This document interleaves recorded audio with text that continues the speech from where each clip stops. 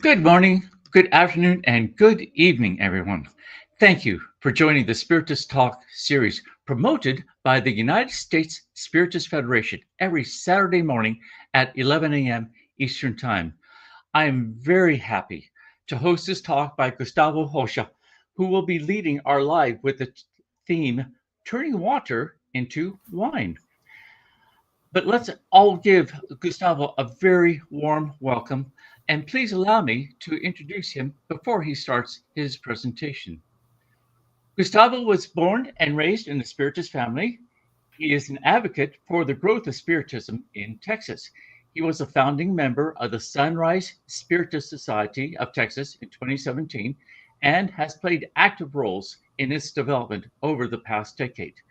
Throughout his journey, Gustavo has collaborated with various Spiritist groups, contributing to the expansion and understanding of the doctrine in the region. Currently, he serves as the coordinator of the Sunrise Mediumistic Group, where he continues to support the community's spiritual growth. Please, everyone, take this opportunity to send your questions during the presentation using the chat window.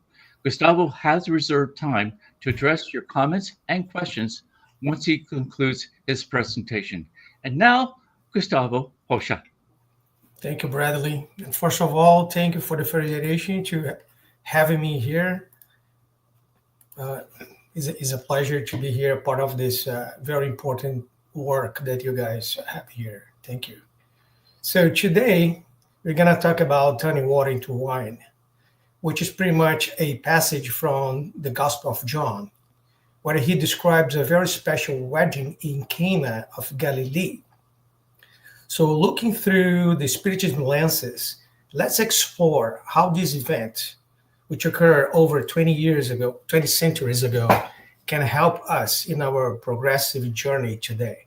So bear with me while we go to this interesting journey. So in John 2, it says, on the third day, a wedding took place in Cana in Galilee.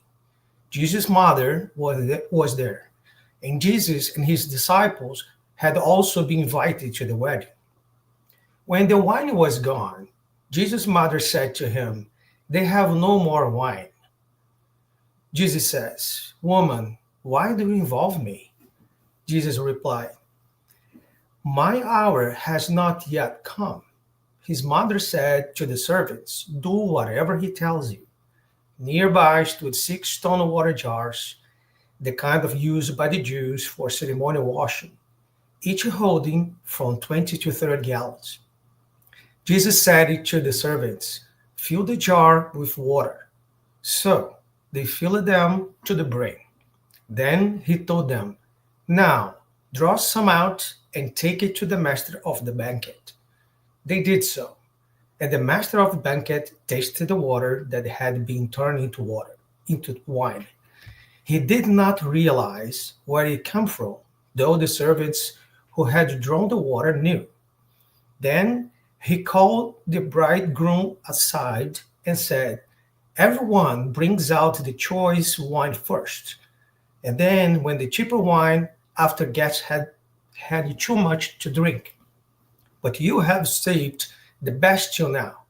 What Jesus did here in Cana of Galilee was the first of the signs through which he revealed his glory, and his disciples believed in him. After this, he went down to Capernaum with his mother and brothers and his disciples. There they stayed for a few days. That's the passage in John. But now, let's try to understand a little bit of the historical background before we deep dive into the text itself. We know that Jesus used to teach according to the places and their local culture. So what we can assume, based on the picture here, that Cana of Galilee, which the exact location is debatable, it's somewhat near to Nazareth. It's coastal to the Sea of Galilee, and then we can assume it was a small village with a patriarchal structure, right, where the locals used to treat themselves like a family, like Jesus' brothers, and also the hometown of the apostle Nathanael. So based on that, we can assume that event was very familiar, right? Very special to the local people. And as we know, the Jew culture, that was a big event, which used to last days. Okay, now let's try to use our spiritual lenses, right, to see how that fits. So in the last book of the spiritual codification called Genesis, Kardec reflects about this passage, right? And then he says, this miracle mentioned only in the Gospel of St. John is indicated as being the first that Jesus had performed. And under this title is ought to have been so much to more remarked upon, but it seems to have produced very little sensation, so no other evangelist mentions it. That's a very interesting data point, right? So out of the 4 evangelists, only John, described that passage. But I would like to remind that Mary and John lived together for a while in Ephesus, modern-day Turkey, after Jesus' crucifixion. In John's gospel, Jesus on the cross says to his mother, "Woman, behold your son." And then to the disciple John, "Behold your mother." So, is it possible that during that period they lived together, Mary has confided to John details of the wedding unknown to the other evangelists? Possible. Let's continue. Admitting that things have taken place as they are reported to have done, Jesus was of a nature to elevate it, to attach himself to purely material effects. So that's very true. But in the medium's book, we also learn about the modification of the property of the matter, rare phenomena, yet possible. Let's continue that journey. It is more rational to see it on it one of those parables so frequent in the teachings of Jesus. Probably he alluded to the wine and the water during the repast, evoking a moral lesson. So, as stated in the gospel, according to the Spiritism offered the key by which all can easily be explained. So let's revisit this passage through the spiritual lenses a little further. In the Spirit's book, we learn that in the very beginning, we call prolegomena, right, very introduction of the book, there is a message, it's written by the good spirits, and they say to Kardec, place the vine branch withdrawn. It is the insignia of God's work and unites all the material elements that best symbolize the body and the spirit. And it continues. The stone represents the body, the juice is the spirit, and the soul is the grape. Human beings refine the spirit through labor, and it's only through the physical labor of the body that the spirit acquires knowledge. So we learn the soul is an incarnated spirit. Before joining a body, is one of the intelligent beings living in the invisible world. It assumes a physical body temporarily to complete its purification and enlightenment. So God imposes incarnation as a tool to reach perfection. The Gospel of John also says, no one can enter the kingdom of God unless they are born of water and the Spirit. And here we see a reference to the process of reincarnation, where the spirit matures throughout multiple lives. Spiritual purification is not a fast journey. It's like the traditional method of stomping the grapes to produce wine. It requires time and hard work. A young wine usually contains high acidity, stronger internal tensions. As it matures, it presents reduced acidity, softer tannins, and complex flavor, turning the water into the good wine as an evolved spirit. Also, the gospel, according to the Emmanuel, he presents another take on that. he will say, on many occasions, the wine of hope runs out. We feel exhausted. We beg material tenderness, and Mary answered us, servants of God. Do what Jesus inspires you to do. And then he brings a very positive take on that passage. He says the verse of the Apostle John does not refer to painful landscapes of that time. Rather, this episode takes place at a wedding party, which is a happy event. Emmanuel also tells us that we are still in the engagement party with the gospel in our earth. Because despite of over 20 centuries that we have passed, the joy is still one of the engagement because the perfect union has not yet been achieved. In this great concert of these renovated ideas, we are humble servants, and we struggle in the everyday life. Then we need to remember what Mary is telling us to do. We needed to be inspired by Jesus. We needed to follow his steps, his examples. Also, in the gospel according to the Spiritism, right, we learn that the true Spiritist can be recognized by their moral transformation and by the efforts they employ in order to dominate their bad instincts. Kardec also asks the spirits, what is the best effective method for guaranteeing self-improvement and resisting the attraction of wrongdoing? And the spirits will, answer him. A philosopher of the antiquity also said, know thyself. And there's another interesting question in the Spirit's book that Kardec also poses the question, are individual own efforts enough to vanquish his or her bad tendencies? And the answer is yes. A very small effort is often all that is needed. However, it is the will that is missing. It's quite astonishing how few of us make any serious effort. So let's repeat that part. Very small effort is often all that is needed to help us vanquish our bad tendencies. Let that sink for a while. So in order for us to really turn out our water into wine, we needed to put the effort in. We needed to put the effort, the hard work, because there's no easy way. Only us can go, can make that happen. Nobody else. Inspired by Jesus, do what he told us to do as his servants.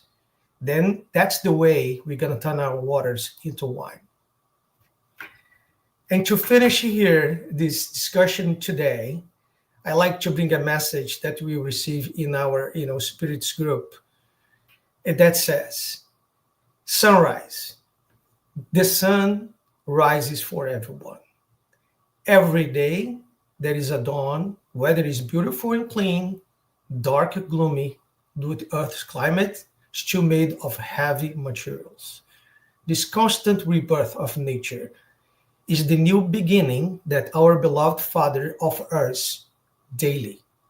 We are not perfect, but the chances of new beginnings are daily and constant in our lives.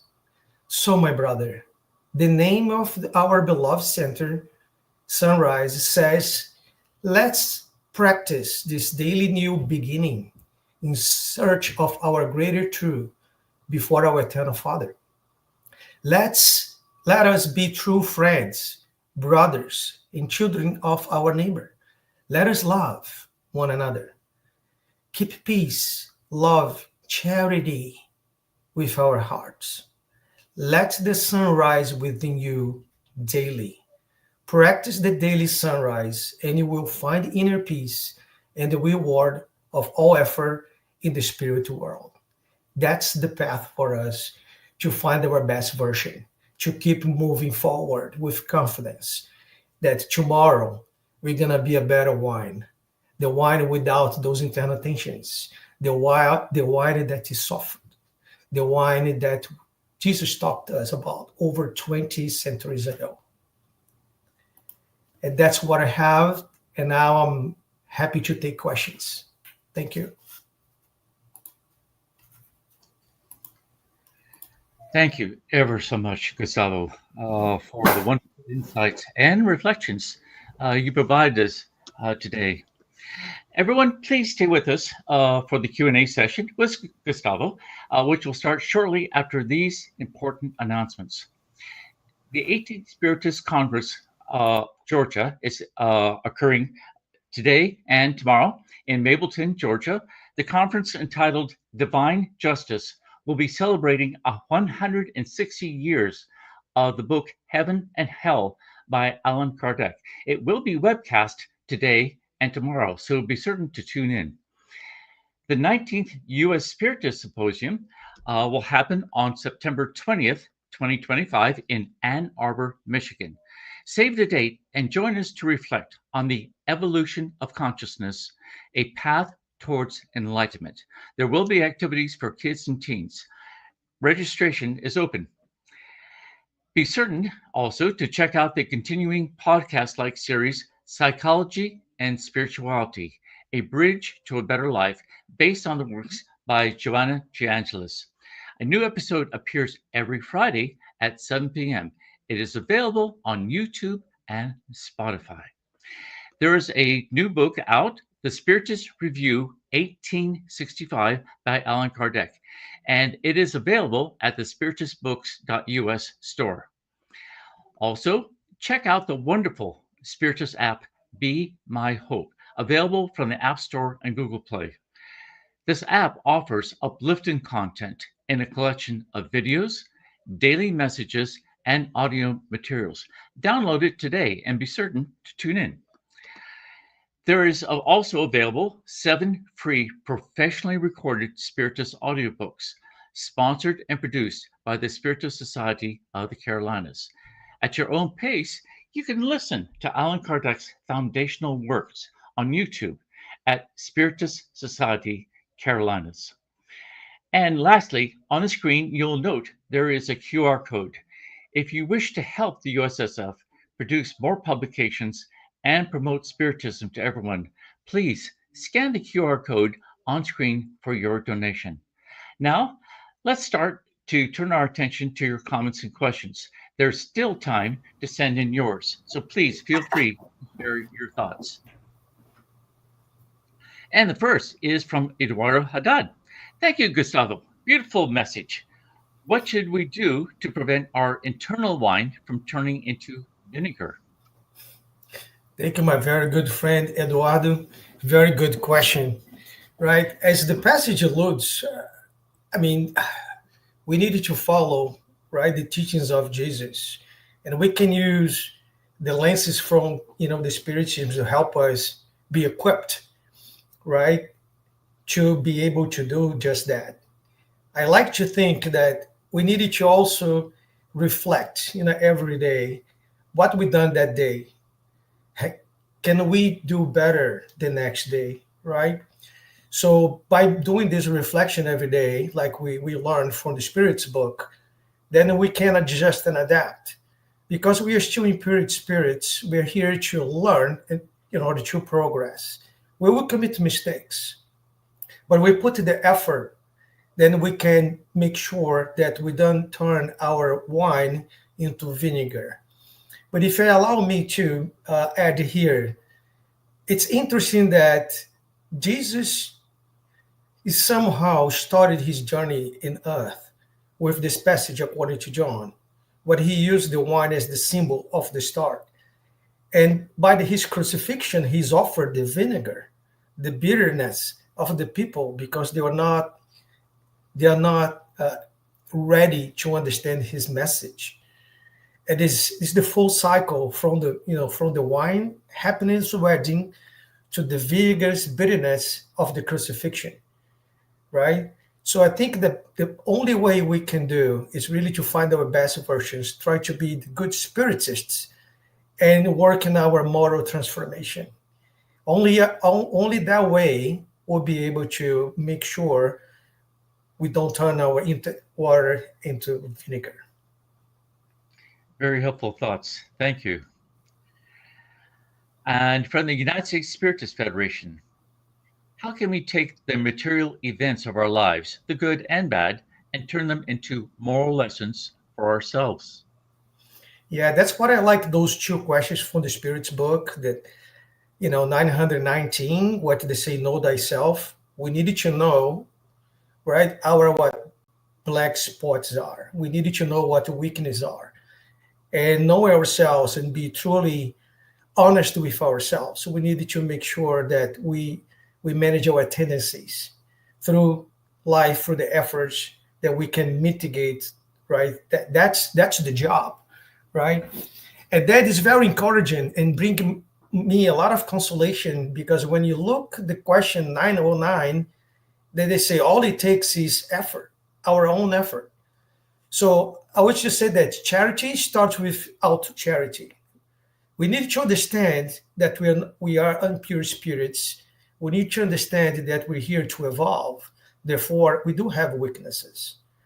Accepting that and trying to understand what they are and using the tools that Jesus and the Spiritism provide us, then we can make sure that we are the best versions of ourselves, respecting the neighbors, loving each other, and really trying to mitigate our bad tendencies. That way, we become a good spirits, right? It's interesting that in the same chapter, in the Gospel according to the Spiritism, which chapter 17, it says the perfection, right? And we get the example of what a good spirit should be. And then he started there showing us what we can become. And after that, they say a good spirit, which is the one that is striving to become better, but not quite there yet. And in the very end of the chapter, the structures of the Spiritists, they talked about the men of our time, because we are in a society which is not perfect society. We are learning from each other's. And through that interaction, right, with each other, that we will evolve if we put that charity and the effort into play. So I think that's how we can use our experiences here, mentioned as material events, the interaction with our society, with tools and hints about things that we needed to do better. And then we go, to bed and you put your head on the pillow, and then you ask yourself, have I hurt anyone today? There is anything that I could have done better? And if that's so, you have the chance, because as the Sunrise poem says, the sun rises every day. There's always a tomorrow what we can do better. Very, very good thought. Thank you. From Daniel Santos, does Spiritism consider this particular miracle as a literal physical event, or could there be a symbolic or allegorical interpretation? Yeah, thank you, Daniel. As we see in the Genesis, I mean, Kardec always presents the hypothesis first, and then drive us through his rational, thought process. And in the end, he says it's more likely that it's a allegory, is a parable that didn't happen physically. And I tended to agree with him, but it's up to interpretation. If you think about it, he didn't exhaust the matter, but he tells us that which is more rational and probable is that Jesus used the water and the wine as a symbol to teach us this lesson. Understood. From the Funch 4, what do you think you suggest to the younger generations to turn water and wine in their everyday life? The younger generations. I mean, interesting question, right? So bear with me here while I try to elaborate. what we see here on Earth right now is that we are evolving as a planet. We spiritists, we believe that we're moving from, you know, troubles and expiation to a renovation phase. And during that, better spirits are reincarnating right now to help us to go to the next level. If you see the new generations, they are very tech savvy, they are smart, and moral improved. I think that we have a lot to learn from them actually. If you work with young people, they are amazing these days, right? And then I think this is the beauty of the law of society, what we all collaborate to each others.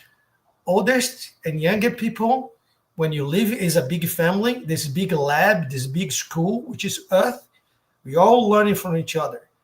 And don't forget one very basic concept of which is the familiar nuclear, right? We work as a family. And then you have your father figure, your mother figure, and your closer friends. When they're very young, we have the ability to shape and form those young and then leverage what they have to offer us, right? So incentivizing the positives and helping them to mitigate the negatives. I think that's what I think. Very, very good. Very helpful advice. And from the U.S. Spiritist Federation, we have a question. How do we know or sense if we've done enough to improve our moral efforts? That's a very good question, and that's an everyday, exercise. We also always needed to do that exercise, right? Question ourselves, observe the effect of our behavior in others. And then this don't forget the golden rule, right? We never should do to others what we don't want others to do to us. So I think that we keep this exercise asking ourselves, have I done the best I could at that particular moment? And if we haven't, accept that fact and work with it. Don't get stuck in guilty or remorse. Like Paul, we needed to move forward. And that's the way that we're going to make sure that we can improve ourselves and therefore getting better intellectually and morally. Very good relation to Paul. And we have some wonderful comments here from Funch 4. Thank you for the beautiful message. I felt really inspired. Well, thank you. And uma passagem, por favor. Let's turn water into wine. Congrats for that wonderful speech, Gustavo. Thank you. And from Pedro Enrique Martins, very good. And also from Giovanna Brea. And from Daniela Warnick, thank you, my love, for the beautiful speech. Love you. And Rose Suarez, comparing our way to interact with those in need. Wonderful. So much wonderful. Thank you, Gustavo. And many thanks to everyone who watched today's Talk Live and those who have been following our weekly Spiritist Talk series. Now, we will not have a talk next Saturday due to the Memorial Day weekend, but we will return on Saturday, May 31st with Yasko Arakawa speaking on the topic Heaven and Hell. What makes a happy passage to the spiritual world? Gustavo, before we close the live, would you please offer up a prayer? Absolutely. Thank you, Brad. Let's close our eyes in the heart, full of gratitude for the opportunity to be here incarnated, for the people that surround us, incarnated, the spirits, our family. Let's be thankful for the Spiritism that can help us understand our struggles, give us the tools to improve ourselves. Let's have the courage to change the things that we can do and the resilience of the things that we can't. But let's be sure that there's no struggle without reasoning. And if we needed to go through these difficult times, it's because it's better for us. Because Jesus is looking after all of us. Let's be our better selves. Let's be our better husbands, wives, sons, fathers, neighbors, colleagues. Let's strive to do our best version of ourselves. And by doing so, we'll be a better society member. And we're going to help Jesus and his wonderful team of good spirits that are supporting us for so many years to help this planet to move into this next phase. With that said, with all the protection that you received, I thank you for this moment. So be it.